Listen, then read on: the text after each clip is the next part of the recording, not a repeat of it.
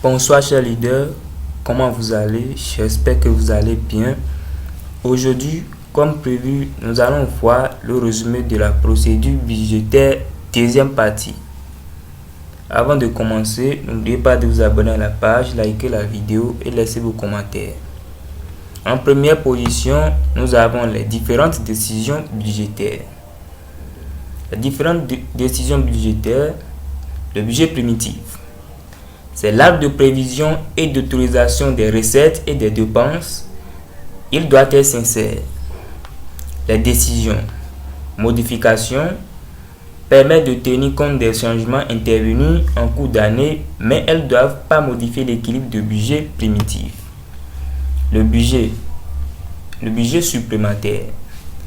Il permet de reporter en cours d'exercice l'excédent ou le déficit constaté par le compte administratif de l'exercice précédent. Le budget annexe.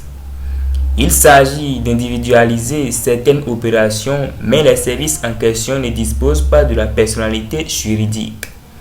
C'est-à-dire, le budget est rattaché à celui de la CT. Les budgets autonomes. Budget de services distincts de la CT et disposant de la personnalité juridique, c'est-à-dire la CTP les financer par le biais de subventions. Le compte administratif établit la clôture de l'exercice, rend compte des opérations réalisées par l'ordonnateur, c'est-à-dire cela peut permettre de vérifier le rapport entre ce qui a été réalisé et ce qui a été prévu. Le solde du compte administratif, reporté dans le budget supplémentaire si le déficit atteint les 5% des recettes de fonctionnement, 10% pour les communes de moins de 10 000 habitants. Le préfet doit saisir la CRC qui a 2 mois pour proposer des mesures de redressement. En deuxième partie, nous avons la préparation du budget primitif.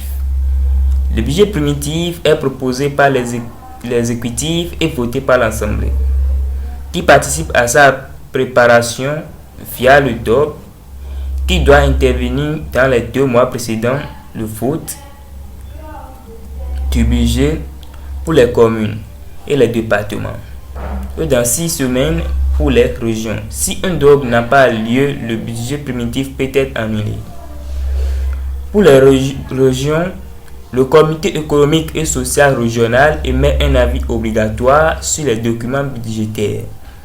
Le budget local comprend 2 parties. On a la section de fonctionnement, dépenses courantes et obligatoires, produits des impôts directs locaux, TGF, produits d'exploitation et du domaine. La sélection d'investissement comprend la DGE, le produit des emprunts, la vente d'éléments du patrimoine et la taxe locale d'équipement. Ces 2 sections doivent chacune être votées en équilibre. En plus du budget des CT, de plus de 3500 habitants doivent présenter certains annexes.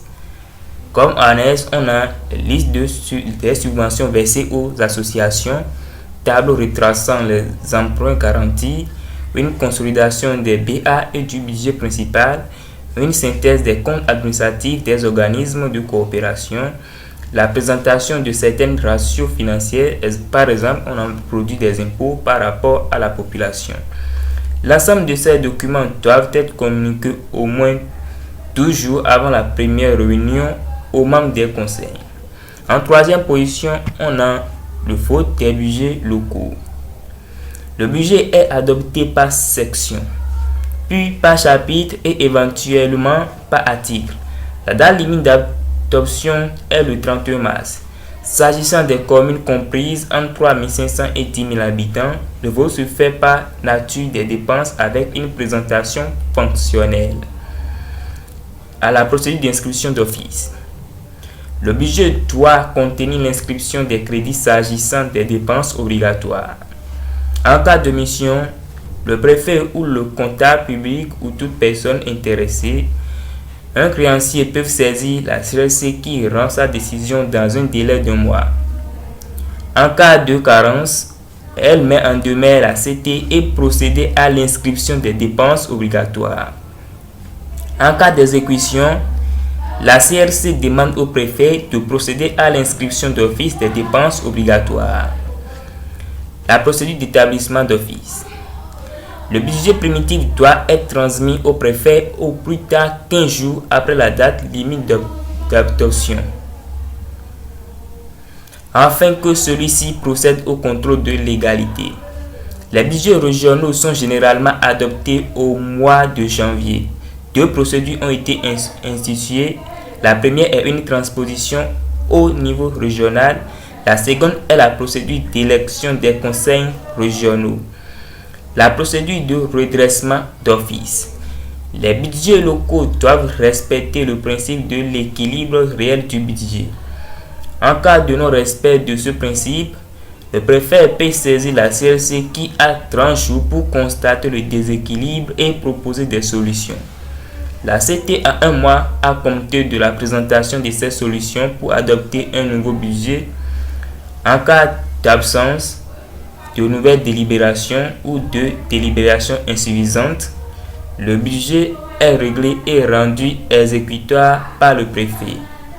Merci pour votre attention. Voici tout ce qu'il faut savoir sur la procédure budgétaire, la deuxième